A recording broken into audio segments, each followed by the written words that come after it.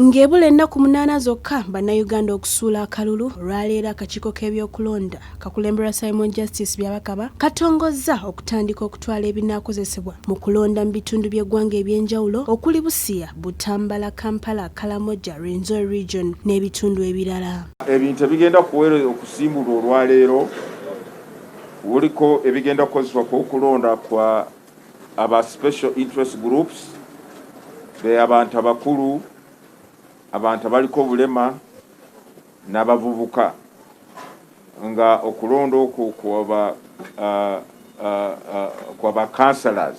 Byabakama agamba ensonga lwaki ebinaakozesebwa bitwaliddwa mu bwangu bisobole okutuuka wanaalondebwa mu budde, ng'onaasabye ebibiina byonna ebyetabye mu kulonda kuno okuweereza abanaawerekera ebikozesebwa bino basobole okusunsulibwa akakiiko mu bwangu kubanga emmotoka ezibitambuza zikuumibwa butiribiri. Ekigendererwa kyaffe kyokulaba nti ebintu bino bituuka mu budde,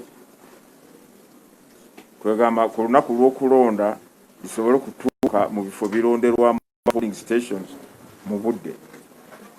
Bwe binaamala okutuuka mu district tugenda bikwasa ba returning officers baffe abagenda okukolaganira wamu n'aba district police commanders okulaba nti ebintu bino bikuumibwa bulungi butiribiri nga teri abikwatako.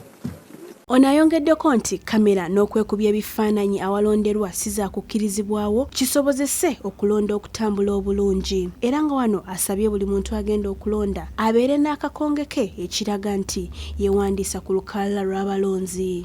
You might stand here, then our voter is in the booth, and you know our booth, our voting booth is our cabesin. Then you have a camera which is so powerful, you train on the voter, and you capture this voter ticking or thumbprinting. You cannot allow that, really.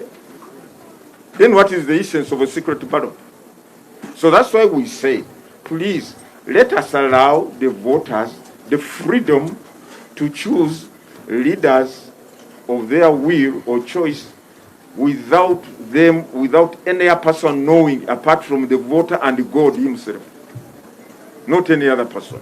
So please, I repeat, cameras inside the polling stations will not be allowed. Byabakama ategeezezza nga bwe bakitegeddeko nti waliwo bannabyabufuzi abaagala okuteekawo awalangirirwe waabwe nti kikyamu okuwuddisa bannayuganda kubanga tebalina obuyinza obwo okuggyako akakiiko yenna aneetantala okukikola wakugombebwamu obwala. I do not understand the concept of the tally center. But if you are going to misuse that tally center, or to use it for purposes of misleading the people of Uganda, to declare your own results, when the law says it is only the commission that is tasked, that is mandated to do so, then you are playing a dangerous game. Law enforcement will have to come in and deal with you. Ono era agamba waliwo TV ezigenda okuteekebwa buli awalondebwa ezinaalaga ebivudde mu kulonda mu kifo ekyo. Wano wasinzidde n'asaba abeesimbyewo obutasigala awalonderwa nga bamaze okulonda. Okulonda kwa kutandika ng'ennaku z'omwezi 11 Ssabbiiti ejja era ng'ennaku z'omwezi 11 kulonda kw'abakansala b'abavubuka ku magombolola, kulonda kw'abakansala abaliko obulemu ku magombolola n'okulonda kw'abakansala abakiikirira abakadde ku magombolola. Ate ng'ennaku z'omwezi 12 kulonda kw'abakansala b'abavubuka mu munisipaali n'ebibuga, okulonda kw'abakansala abaliko obulemu mu munisipaali n'ebibuga, n'okulonda kw'abakansala b'abakadde mu munisipaali n'ebibuga. Ng'ennaku z'omwezi 14 kwe kulonda kwa pulezidenti w'eggwanga nga kw'otadde n'ababaka ba paalamenti.